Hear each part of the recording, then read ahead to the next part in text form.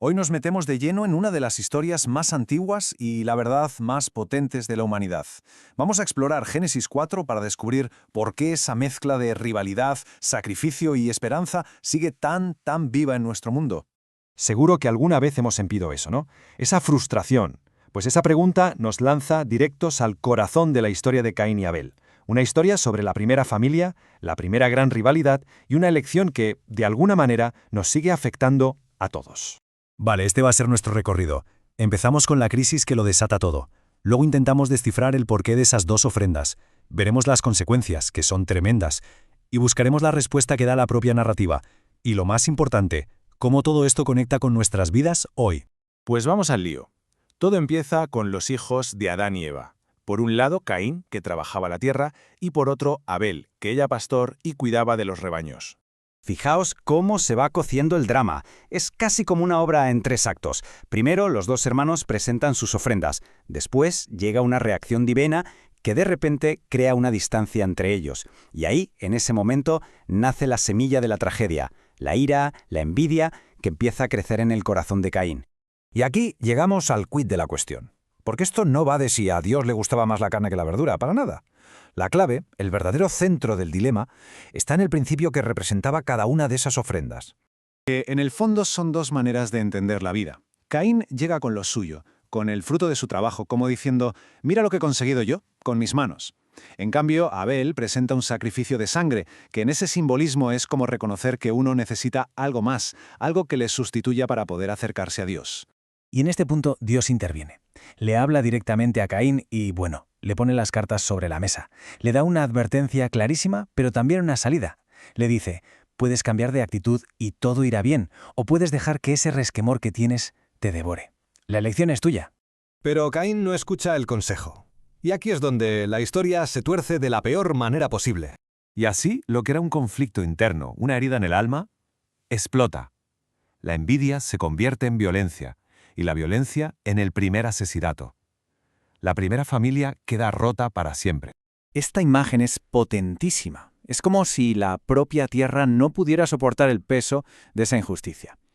Nos enseña algo fundamental, que los actos tienen consecuencias, tienen un eco, y que la injusticia, nos dice el relato, clama y no se puede silenciar. Vale, ¿y ahora qué hacemos con todo esto? Porque la historia plantea un problema enorme. Y aquí, para quien se acerque a esto con una mirada más, digamos, agnóstica o escéptica, es donde la narrativa empieza a construir un puente muy interesante hacia una posible solución. Porque este dilema de Caín y Abel es en esencia el problema que la figura de Cristo, según esta visión, viene a resolver. Para poder cruzar ese puente tenemos que entender un concepto que es clave aquí, la idea del tipo o la sombra. Es como un anticipo, una prefiguración. Y en esta historia, Abel y su sacrificio son presentados exactamente así, como un tipo. A ver, la lógica que se presenta es esta. Hay un problema, una separación. Por un principio de justicia, esa ofensa necesita ser saldada. El símbolo para saldarla es la sangre, que representa una vida entregada. Y la solución es que un sustituto inocente pague en lugar del culpable. La ofrenda de Abel es como la primera pincelada de este cuadro. Él se acerca a Dios a través de la vida de otro, no por méritos propios. Y mucho tiempo después, este otro texto lo resume todo. Es la culminación de esa idea que vimos nacer con Abel y que contrasta totalmente con el camino de Caín, el de la autosuficiencia. Bueno, y después de este viaje al pasado, la pregunta es, ¿y esto qué tiene que ver con nosotros, hoy, en pleno siglo XXI? Pues muchísimo más de lo que podría parecer a simple vista. La primera lección nos la podemos llevar puesta hoy mismo. Y viene de hecho de esa advertencia que Dios le hizo a Caín sobre esa fiera, el pecado, que está ahí, acechando en la puerta. Es que el mecanismo es exactamente el mismo. Antes era la ofrenda del hermano, y hoy es el post de Instagram de alguien, el ascenso de un compañero de trabajo o el éxito de un amigo. La envidia, si no la identificamos y la dominamos, nos puede llevar por caminos muy oscuros. Vamos con la segunda idea, que es, muy potente. Y la encontramos en la consecuencia directa que sufre Caín después del asesinato. La lección aquí es brutalmente directa. La forma en que tratamos a los demás está conectada con nuestra propia capacidad de florecer, de dar fruto.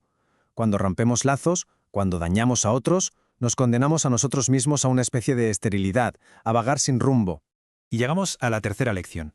Y esta, de verdad, es la que rompe muchos esquemas porque es totalmente inesperada. Viene justo después del juicio. Pensemos en nuestra cultura de la cancelación.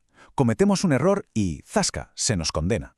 Aquí la historia nos presenta algo radicalmente distinto. En lugar de un castigo final, hay una marca de protección. Es una gracia que no entendemos, que se da incluso sin que haya un arrepentimiento previo. Pero ojo, porque la historia no acaba en el exilio y la desesperanza de Caín. El relato nos abre otra puerta, nos muestra que hay una continuación. El nacimiento de Set es como un reinicio. Es un mensaje muy claro de que el fracaso, incluso el más terrible, no tiene por qué ser el final de la historia. Apunta a que siempre hay una posibilidad de restauración, de que el plan continúe. Y al final, esta historia milenaria nos pone un espejo delante. Nos pregunta, ¿qué camino elegimos en nuestro día a día? ¿El de intentar hacerlo todo por nuestra cuenta, confiando solo en nuestras fuerzas? ¿O el de reconocer que a veces necesitamos ayuda, que necesitamos fe en algo que nos trasciende? Esa pregunta, que se planteó al principio de todo, sigue siendo, quizá, la más importante.